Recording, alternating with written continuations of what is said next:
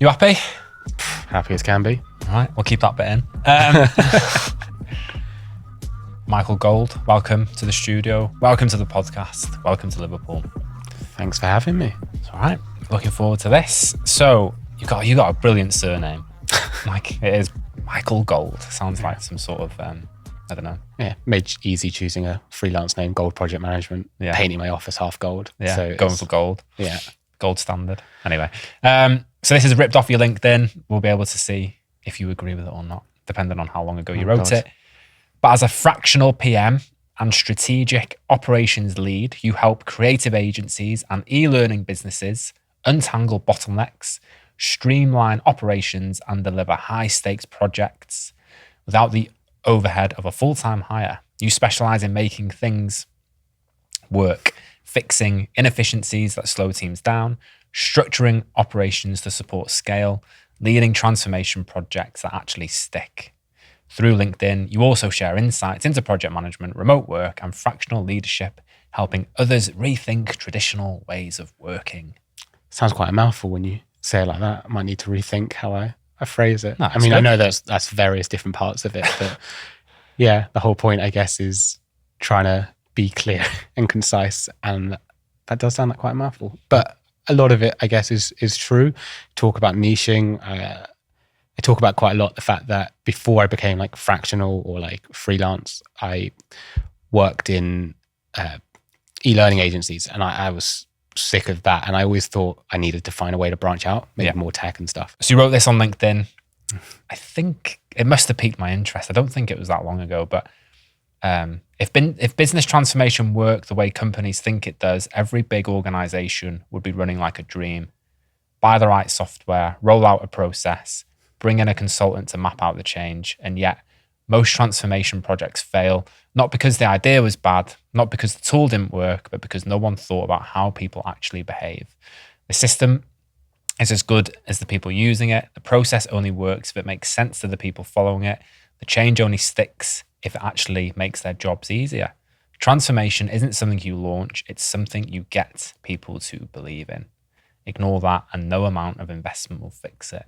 What triggered that? Who I won't name them, but it's where I'm currently working at, and they're doing like a $1.3 million. Well, they're doing a transformation now, which is what I was brought on for. But they had a merger a few years ago, and basically went through a transformation piece. And we're now coming on to do another transformation piece to fix the original transformation piece, and doing the due diligence that I've specifically got brought on to do. So I'm now basically doing stakeholder groups with. I mean, it's a huge organization, any company of that size. Yeah. And so the amount of people you hear who've said, well, I've worked here for 20 years and no one asked me a question. Well, I could have told you that wouldn't have worked. And so doing a lot of focus groups and research to find out what all these bottlenecks and pain points actually are, not just what the businesses kind of conceptually thought they might be. It's really eye-opening. And I think it's something that they don't do enough. They focus on maybe the manager leads, like the people who they think they're meant to be asking, not the person who's worked in 7 different divisions over 20 years. And they tend to ignore those people. So is that more consultancy then, or like project? Where do you fit into that? Yeah, I mean, it's a journey, I guess. But on this specific one, it started off as and we'll get into the definitions of fractional freelance, fractionally freelance, which is the nice term I have. But I guess it started off as a freelance project management role, and then I kind of stuck my nose in places and started saying, actually, I could do a lot more here. And then it sort of turned into a consultancy where I then brought on someone subcontracting for me to backfill my project management role, and I kind of went into a consultancy one. Fair. Sounds interesting. So if we rewind a bit, I know you drove here today, so that's not the question. But how, like, what's the high level journey, origin story of being where you are at the moment? Okay. I wasn't sure where that was going. I still thought it was attached to where I drove from and that journey. The high level, I'll go bullet points. When I was 15, I used to set up events, like big, large scale events, shut down Camden once with 6 riot vans. And I thought that would be my journey. I thought definitely events. I was 18 and almost had a festival at Thorpe Park, did a health and safety thing. And then they ended up building a hotel in the field that we were planning to use. And then I very quickly panicked that wasn't happening and I should probably go to uni. And then I always struggle with this because I'm going to offend people and I don't mean to, but I then got into project management, which I consider to be, and this is the bit, like an adult version of event management. And event management is obviously a really serious corporate career, but I just mean in terms of when I was young, being at festivals and stuff, and there's 50-year-olds who still love being up to 6 a.m. and so I thought that would be it. And then by the time I was 22, I was burnt out from that kind of lifestyle. And so project management just felt like the office-based version, like the logistical challenges are still there. And so it was easy to cross over. I actually started working Agile, which was my first project job, doing the Suns fantasy football. Okay. And a bunch of other sort of fantasy games. But the Sun was like the big one. And then just wound up in e-learning, which is where I went from normal, junior project manager up to senior, and then left and became project director and stuff, just all within e-learning. And COVID then happened. And then we did the whole, obviously everyone got locked down. And then 2021, after the first Christmas was cancelled, before the second Christmas we thought was going to get cancelled, in November, we panicked, me and my now fiance. And so we just went to Sri Lanka. Like, we just got out of the country and did about 20 months sort of in the digital nomad sort of thing. And I was working 3 days a week as a project manager. And I guess that's kind of the origin story of like the fractional side of things. Started working part-time freelance on a contract. And then like 18 months into it or something, we ended up in Da Nang in Vietnam, classic digital nomads hotspot. And Yeah. Do you know Laptop life? No, but I've seen I've seen enough of the LinkedIn and Instagram pictures. Yeah, people, they're all in Da Nang. Laptop, what is it? Laptop lifestyle. Yeah, and stuff like that. Hashtag digital nomad. It's funny because I now have been networking with loads of people in Da Nang. We lived there for 2 months. I didn't meet a single person because I wasn't part of that like life. They weren't really there. They were just pretending. Yeah, they were in their mum's basement in Kettering or somewhere. Probably. But me, Liam, and Rachel basically ended up in Da Nang for a couple months, and it was just that. I guess that's kind of where Fractional Hub and like what we're doing now started. All three of us kind of there together, freelancing, fractional working, not really realizing what we were doing. Yeah. And then coming back to England, and it was horrible. That's a lovely segue. Yeah. Into what is the Fractional Hub and who is it for? And who's part of the team? What a segue. You've done this before.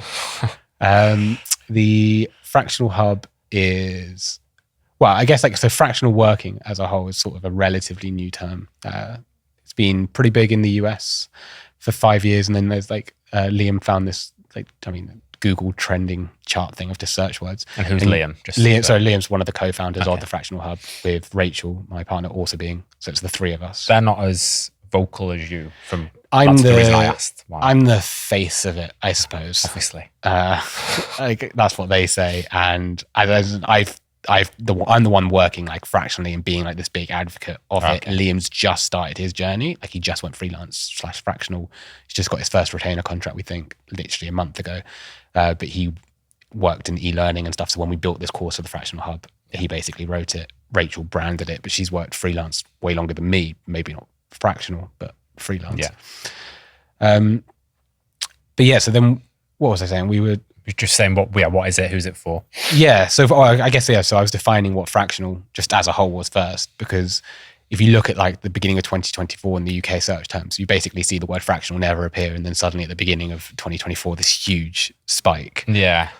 So that's, maybe the first question should be, what is the difference between fractional and freelance? Maybe, we'll go there first, and then you can plug away. Yeah, sorry. It's hard to explain the Fractional Hub without explaining that difference. But the difference, and then there's a third term that I now throw around, which is fractionally freelance. And I'd like to pretend I made that up. I genuinely don't know. Yeah. But if it is a thing that starts trending, heard it first. Yeah, I'd like to coin that term. But freelance is the traditional thing that everyone knows. It tends to be task-based roles. Can you script this? Can you do some graphics for us? From a project management point of view, contracting, freelancing, you would tend to be 5 days a week for 3 months, that kind of thing. But it would just be on that level. Fractional work tended to be for sort of strategy level roles, CTOs, CFOs, CMOs, anyone with a C-suite in their title, really. And it's the idea that you can get someone of that level, that kind of real expert, for 1-2 2 days a week. So startups who could never afford like a full-time CFO or something, and they can just get someone for like a day a week or 8 days a month, whatever, just to give that kind of advice and consultancy. And that's kind of where it started. And then I think with like remote work and stuff, it's trickling down a little bit. So now like project management, which people historically would have always said, you've got to be in the office 5 days a week managing a bunch of projects. And I work for 3 clients at once, doing 2 hours a day for all of them, flicking between teams, working remotely. Like it doesn't work if you're 3 laptops. Well, that's the thing. I mean, I have 1 laptop now, Yeah. Which is great. I have had multiple ones, but if you're going like to IR35 and stuff, in an ideal world, you're telling them you have control and ownership, and therefore you don't really want their laptop. Yeah. You want to be able to have your own. And so like, as I get more confident and own that kind of space, that's what I push for. And then they can set up what security they want on my laptop, but I'll stay with 1. Yeah. And so the main difference between freelance and the fractional is kind of more you're embedded, strategic, you're part of the company, you're part of the roadmap of where that company's going. Whereas freelance is that task-based thing. And then I think the Venn diagram is in the concept of fractionally freelance, which is a task-based role that you can now do part-time. So so project managers historically would never work 3 companies at once. You would just have it, 1 company for 3 months or something like that. Yeah. They'd be dead or using other things to keep them going, I imagine. This is called the Everyday Agile podcast. So I sort of have to ask, any thoughts, opinions on agile project management or Sure. agile in general? Well, I have an agile qualification. Well done. Yeah. So that's useful or not. It's a difficult one. My first ever company I worked for, like in project management, was agile. And then ever since then, it's been this just weird chaos of people pretend like that no one knows what agile is. So like, I mostly work for waterfall-based companies. And because of like agile qualification, I've worked a little bit in it. I end up being like, hey, Michael knows agile. Let's you do stuff. And I just think this is like not, you haven't set any of the company culture up for like this. So I end up in some kind of Wagile system, agile with a small a, all of those classic senses. So like it never feels, I've never seen it running properly. And I hear a lot of people who work maybe more agile than me also saying it never really works. And I know it must work. I'm sure like Spotify, who I always hear is like this flag, they are like, they run agile and it works and they're great and stuff. But I've just never witnessed it like fully working. I've worked for companies who have waterfall schedules, but resource in Jira with a Scrum Master. Yeah.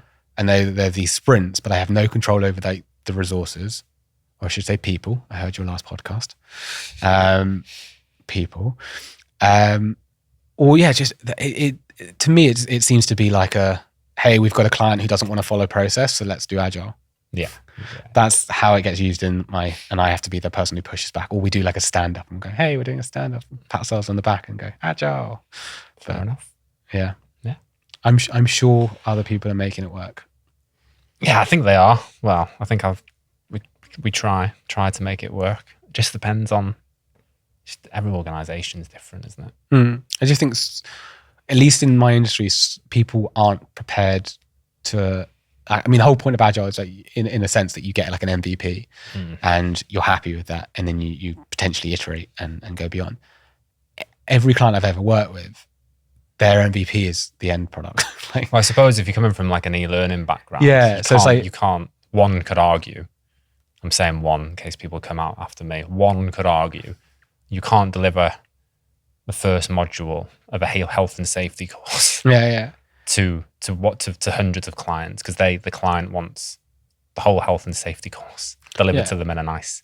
You could get feedback before it goes to them, but they're not gonna. Yeah, but potentially want that. And the only other way would be like, here's the health and safety course, but like we haven't made it interactive or interesting at all. Yeah, and they'd go, great, but like we're not going to release that. So like, why have you even bothered doing that? You've probably made. Because then to retrospectively add in stuff probably costs more than just doing it up front. So it's like, to what benefit? If they know that they're going to spend the end amount, again, you can iterate, but that's an alpha beta final in a waterfall. Yeah. So I just think I have the wrong clients for it. Yeah. Fair enough. So I've seen like a few of the posts, maybe not so much on you, on yours, but people debating fractional freelance, and some people would argue that it's just a different term for the same thing. Yeah, I've heard that.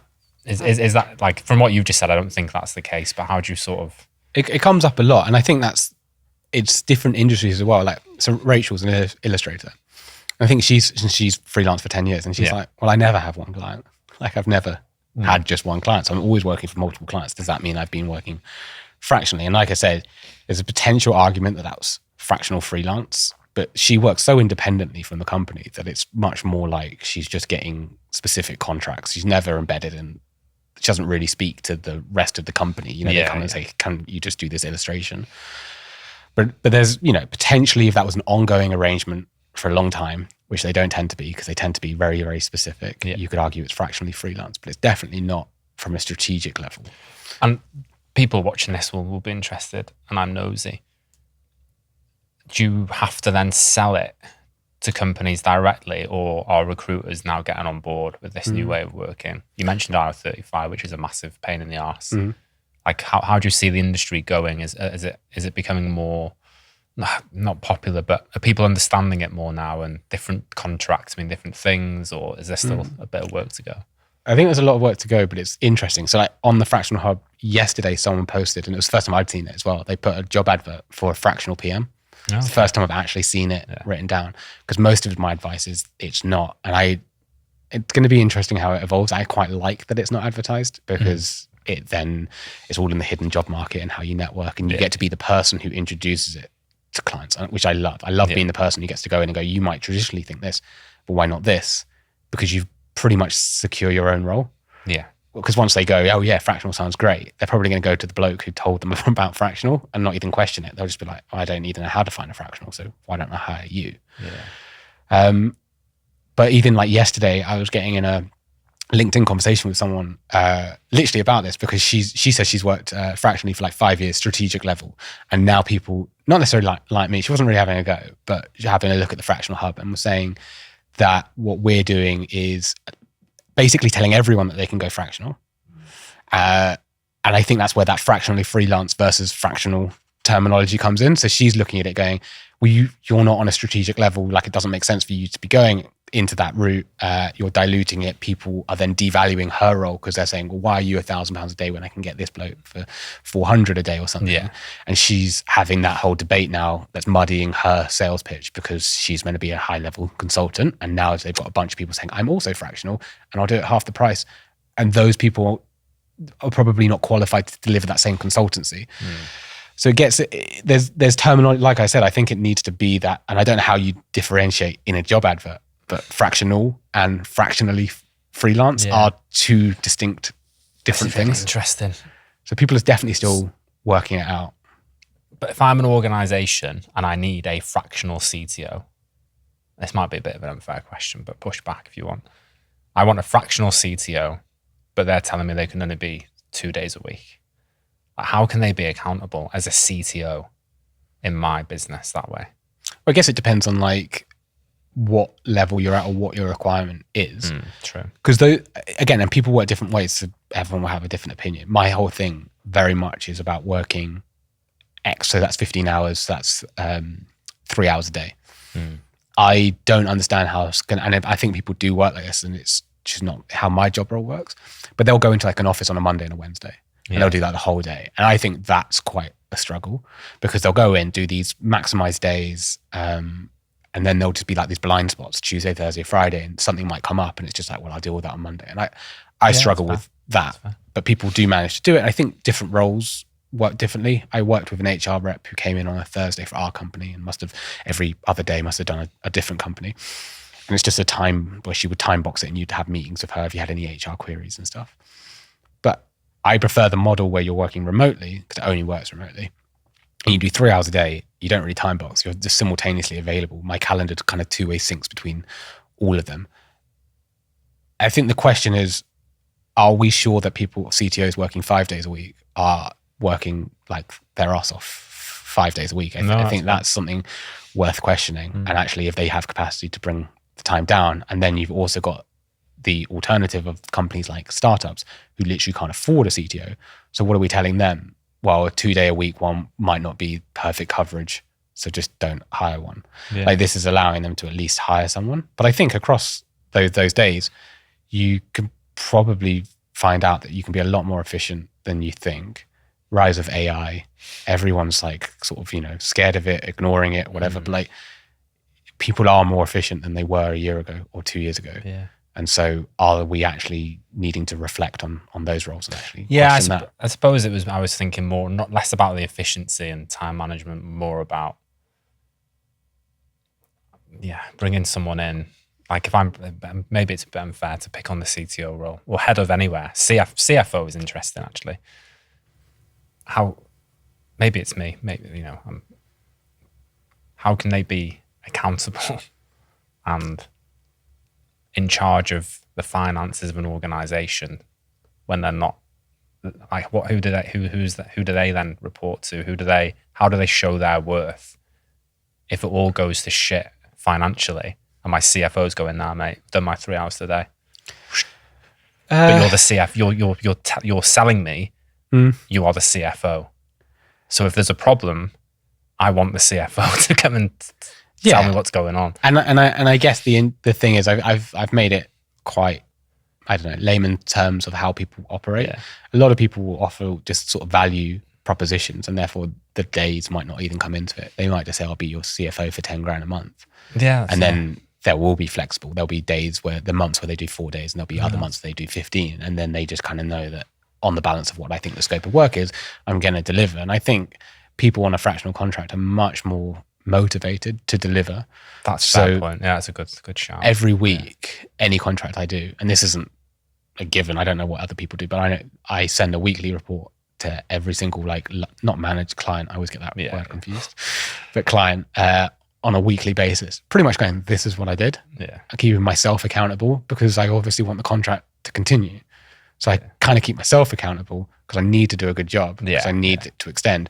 There's a lot of people, and maybe, again, unfair to put it at sea level, because maybe it's different, but a lot of people are kind of just coasting. I think there's a lot of people in the agile space who coast, who don't show their receipts. Yeah. I listened to your last one, actually, all about showing your receipts. And I just thought, like, the first lesson I ever learned in project management, and this is slightly tweaked now, but it was cover your ass. And now I use it more maybe positively than just sort of that, not just cover your ass, but actually hype up your wins, because no one else is going to do that. I don't understand why people wouldn't want to show their receipts. Yeah. People roll their eyes when I say that, show your receipts. But it's like, well, why wouldn't you want to? Like, it's in your best interest to show the good and the challenges and what you've done to help them. Yeah, well, yeah. So that's what I do literally, like, every week, and so I think I am accountable, and I actually know myself, and so not everyone is like this, but I do switch off. As in, like, if I'm full time and stuff, I know for a fact that I need something a little bit more motivating. I'll do, like, the first year, and this is actually not even just me. I know psychologically, factually, studies have been done. First year, most people work really hard, and then there's a severe drop off after the first year, and definitely after the second year, which is why most people recommend, or why there's a trend of people leaving sort of every 2 years. But fractional is just an extension of that. I love working for like 3 companies, and I do a little bit in the morning for one, and I switch to the other, and so I'm constantly motivated. Have you ever suffered with, like, burnout or anything like that based on that? Because it's quite, I imagine the fight or flight and the adrenaline's quite high for that. Yeah, I have. Sorry, I say the adrenaline. You know what I mean? You're a bloody project manager, not the stunt man. But you know what I mean. But going from thing to thing and context switching. I mean. Don't undersell it. No, I struggled earlier on. Yeah. Mostly because I was also new to freelance, and so the idea of, what if this is my last contract? Yeah. And someone's just offered me a job. Right, I'm going to take that job as well. I'll take that one. And so I was doing like way more than I think. It's always awkward to say on camera, but I was working like the equivalent of 8-9 days, as in I had contracts worth that. Yeah. And again, I think that I say it's awkward on camera. Ultimately, every single one of those clients left really happy. Yeah. And so whether I did 5 days, I think that's part of the point of fractional. Whether I did 5 days or 8 days, I delivered on the scope that they were expecting for the price that they were happy to pay. Like, I don't really understand the debate beyond that. It should all be based on productivity, KPIs, and all of that, not time on seats. Yeah. So, but yeah, I got a little bit burnt out early on. I mean, one of the things, and plugging a random tool it's not my tool, but one called OneCal, which is a two-way calendar sync. That was the biggest lifesaver, because one of the biggest struggles with working for multiple clients and my own personal emails. And you've put me in for this podcast, so now I've got to go to 3 different clients and put podcast meeting.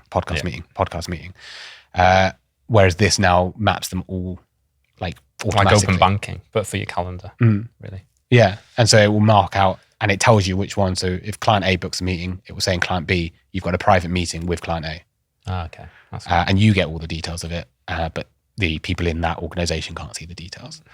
That's that, and then syncing all my emails and stuff. So now I get to the point where it just kind of feels like one big company.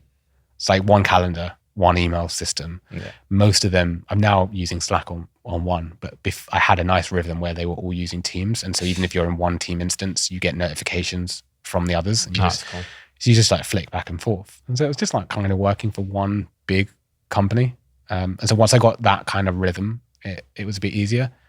But I'm also a project manager, so I always get a bit wary of, I don't know if like, I'm going to be flippant and be annoying to offend people or whatever, but like an art director, I'm only just thinking creative versus like the classic logical brain or something, creative brain.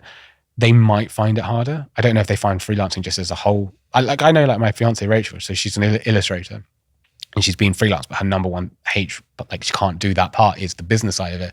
She wants an agent. If anyone's listening, she wants an agent. She's great. She designed our website. But yeah, she wants an agent because the business side is like something she struggles with. Whereas for me, that's like my favorite part. Yeah. So in terms of like flicking between clients, it might just not be for you, and that's fine. I think you're allowed to you don't have to get on board with this trend just because it's like a fractional thing. So it's okay to be in a permanent job. Yeah. I think people lose sight of the fact. And I see why, because there's a lot of talk about freelance, flexibility, but there's nothing wrong with just being in a stable job. Like that's it's a bit of an achievement in this market, to be fair. Yeah. Although I'm interested in how like the next 5 years trend. I am, as much as I'm saying like fractional might not be like for you, and then fractional in the way I do it, which is like 3 clients and I work 5 days a week. You might find 2 clients working 4 days a week. It might suit you. That's not hard. You might find that dedicated days, if you've got a way of doing that, might work for you. But I do see like 5-10 years, if AI keeps sort of going the way it is, there is going to be a strong argument to be like, why are people here full time? Yeah. And I think that's something that most people should be wary of. And then it's like a really interesting thing, because then we get to bring up the remote culture war again. Because in 5 years, if AI sort of gets really productive and everyone starts going, well, we don't need full-time people. You go, okay, if you don't want full-time people, how can you justify them being in the office? Because you can't be half a day in the office. Yeah. And then I think that reopens the whole remote thing. It'll be very interesting to see where that goes. Have you got any opinions you'd like to share on remote versus? Well, I mean, I'm part digital nomad in the sense of I've done it for 20 months and we're going to Tbilisi for 7 weeks and 2 weeks. And so, yeah, I think everyone has the absolute right to. I mean, it's a capitalist market. Everyone also has the right to tell you they can't and just don't work for that company. So like, I don't think you have to be on one side. You do what's right for your company and do what's right for you. Yeah. But I'm a massive advocate of remote. I don't see the downfalls in it personally. I just think, I do, I guess. I see the downfalls in it, but that's to ignore the downfalls in full-time work. Everything has a drawback. I just can't see how someone can make an argument that it's worse. They can say that certain parts of it are worse, but then the other parts are better. Yeah. Yeah. But I don't see how anyone's got this like specific thing. Like there's been loads of studies. I think the latest study shows that productivity did go down slightly, but profitability went up massively. And then it's like, well, what's the ambition? And what does productivity mean? I don't even know how that's all measured, but one of the biggest, most extensive things I think did come out, they flip-flop, and the next study will probably say something else. Yeah. But it was a really good, I think it was Stanford something, and the productivity did go down a little bit. But during like COVID and remote, everyone made like record profits. And so because of things like office, rent and all of that, you just didn't need. So I don't know what the argument people are like trying to make. Might be slightly less productive, which means maybe people had a slightly better work-life balance and didn't pay that much attention to work. Yeah. But ultimately the company's made more money, and that's not why you set up a company. Yeah. So what you're actually saying is we found a way for people to be happier and us make more money, and that upset us.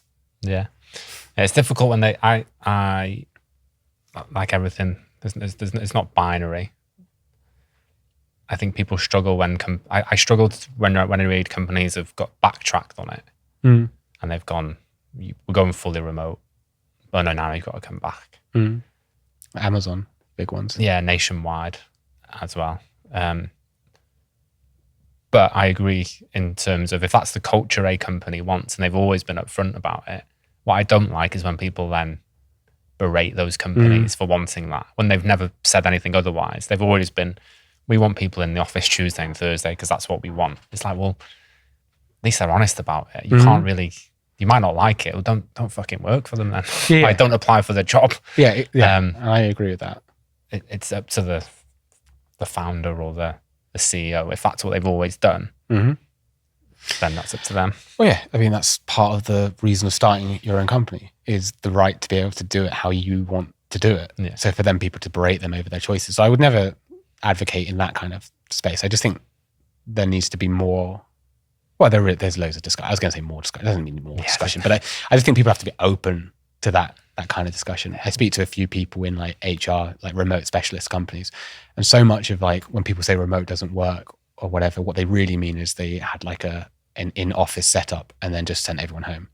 Yeah. And it's like there's a lot more that you can do in order to like make it work, and people don't tend to do that. Like in terms of like the training and the systems and things like that. In terms of how people who argue about the social stuff, but then there's then save all your money and take everyone on holiday for a week in the summer or something. And give them the tools. I've seen some organisations and they can't even the people can't even get on like Miro, YouTube.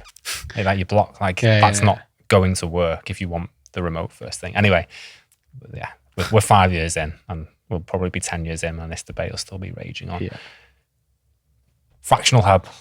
Right. Let's get back to that. Here. What is it? Who's it for? Why should people be interested in it? So I guess it's for a mix of everyone who has been interested so far in, I guess, this podcast. So people who are freelance but now want to look at how do they get multiple clients at the same time, or how do they elevate themselves into that consultancy space as a fractional, mixed in with people who are potentially already fractional and just looking for that kind of community space of other people who are doing it. Because a lot of it is like a collective. If a company is open to hiring a CFO, then they're probably open to hiring a fractional PM. And so having those kind of networking opportunities with like-minded people makes sense. We've got like a course which kind of takes people through, it's not too dissimilar to some others. It's got a fractional sort of notion and stuff, obviously, but a lot of it is about like how to position yourself on LinkedIn. Okay. How to have those kind of conversations with clients who don't know what fractional is, how to have those scope discussions, day rate discussions, how to price yourself in that kind of space, which might be useful for like new people, but obviously not the people who've sort of been there, done it. But then, as I said, there's that community space. And from next month, we're going to add this paid tier. So we'll keep a free community. So anyone that wants to drop in, say hello, network, absolutely fine. But this paid community will have a lot of sort of every other week, a kind of masterclass with an expert. We'll have more sort of social gatherings. We'll have more networking ones. We'll have more time with us as like the founders, just things like that. But we've got one on the 25th of March. I don't know if it probably won't be out by then. So this is probably, I don't know when this is coming out. Maybe. Yeah. Well, next Wednesday. Yeah, so it'll probably be on the day, to be fair. Yeah, well, okay. If you happen to see this on Twitter. But no, the point is, in the free community, we've got Luke Goodwin doing our first basically masterclass. We're opening it up for the free community so people can see what that's about. But his thing, and I'm genuinely interested to see where he goes with it. It's like a half an hour thing. Who is he? Just so people know. So I met him from an e-learning background. And now he has his own sort of consultancy agency, sort of advising on that.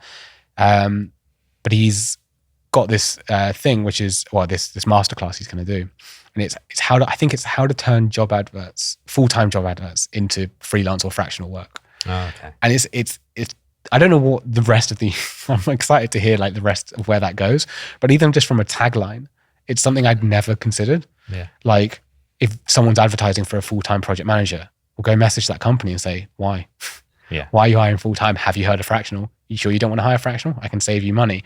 And I'd never thought, and maybe that's stupid, I don't know, it just hadn't ever crossed my mind that a perfect fractional market is the full-time job board. And so he's doing that, and he'll explain how to maximize and utilize it. And so we're doing that. And then that's cool. That's interesting, actually.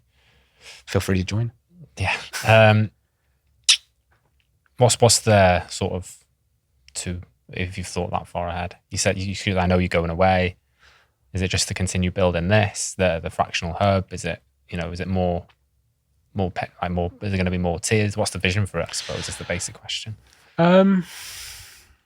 What's the vision? I mean, definitely, like, in an ideal world, I'd like to be doing this as like my full, even if not full time, because I quite like being a project manager. Yeah. But 2 days a week, if that was like paying me enough to do 2 days a week doing that, 3 days a week doing something else.